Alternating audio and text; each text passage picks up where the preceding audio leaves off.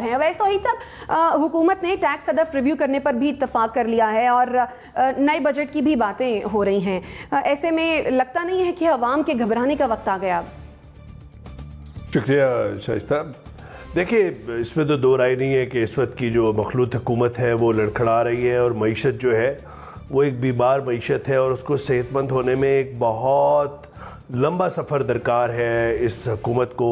जिससे बहुत सारी उम्मीदें लगाई थी। ठीक है, इमरान खान साहब की साबका हुकूमत ने कोई बहुत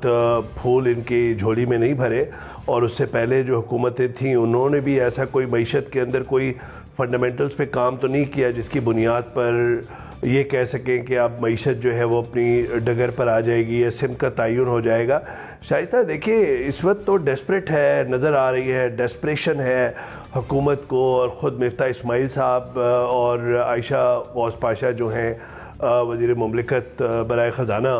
कि किसी तरीके से IMF के साथ ये किश्ती जो है वो किनारे लगे और साहिल पे लगे और फिर उसके बाद एक एतमाद की फ़िज़ा हो। मैं ये समझता हूँ कि ये रकम इतनी ज़्यादा नहीं है कि $1 अरब मिल जाए और बेल आउट हो जाए, लेकिन इस IMF के लोन के हसूल के बाद ये ज़रूर है कि एतमाद के अंदर बहुत बेहतरी आ जाएगी, फॉरेन इन्वेस्टर्स के दरमियान रेटिंग काफ़ी बेहतर हो जाएगी। अभी आप FATF की ग्रे लिस्ट जो है उससे जो आपको एक निकलने का चांस है कि अक्टूबर में ऑन साइट जो विज़िट होगी FATF के एहलकारों की, वो देखेंगे कि हमने सारी कंप्लाइंस की है नहीं की है और उसके एतमाद के बाद फिर हम वाइट लिस्ट में आ जाएंगे। तो वो एक बहुत अच्छी खबर है कि उससे क्या होगा कि आपका ट्रेड जो है वो बेहतर हो जाएगा, आपका बैंकिंग सिस्टम जो है उस पर कॉन्फिडेंस हो जाएगा, फॉरेन इन्वेस्टर्स यहाँ पर आ जाएंगे। और मैं ये समझता हूँ कि इस हुकूमत के आने के बाद डिप्लोमेटिक चैनल से एफ़र्ट्स हुई हैं, वो FATF के अंदर भी, और अमेरिका का एक किरदार रहा है। अमेरिका के साथ एक एतमाद की फ़िज़ा बहाल हुई है। जिस तरह एक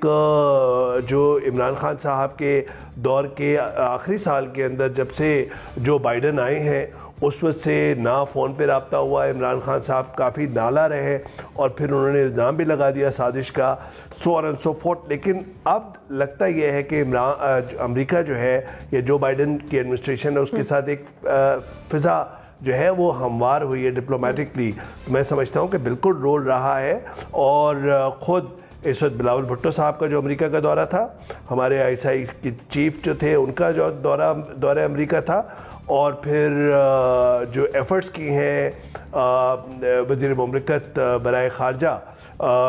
हिना रब्बानी खैर साहिबा ने, मैं समझता हूँ कि एक कलेक्टिव एफ़र्ट थी और उसमें PTI का बहुत बड़ा रोल है, जो ग्रे लिस्ट से इस वक्त हमें एक रिलीफ मिलने की उम्मीद है और बहुत अच्छी नवीद है ये हमारी इकॉनमी के लिए, हमारी रियासत के लिए। तो PTI की जो एफ़र्ट्स हैं उसको रूल आउट नहीं करना चाहिए, उसको डिसमिस नहीं करना चाहिए। जिन लोगों से भी मेरी बात हुई है शाइस्ता, जो भी इसमें सिस्टम में थे, वो कहते हैं कि हमाद अजहर जो है उन्होंने मिलिट्री का पूरा रोल रहा है, हमारी अस्करी क़यादत का, मिलिट्री ऑपरेशंस का, DGMO का, DGSI का, लेकिन साथ में हमाद अजहर का भी रोल रहा है, तो तहरीक इंसाफ का भी रोल रहा है। लेकिन ये कहना कि IMF के लोन के बाद हमारी मईशत जो है वो एकदम से टर्न अराउंड हो जाएगी, नहीं,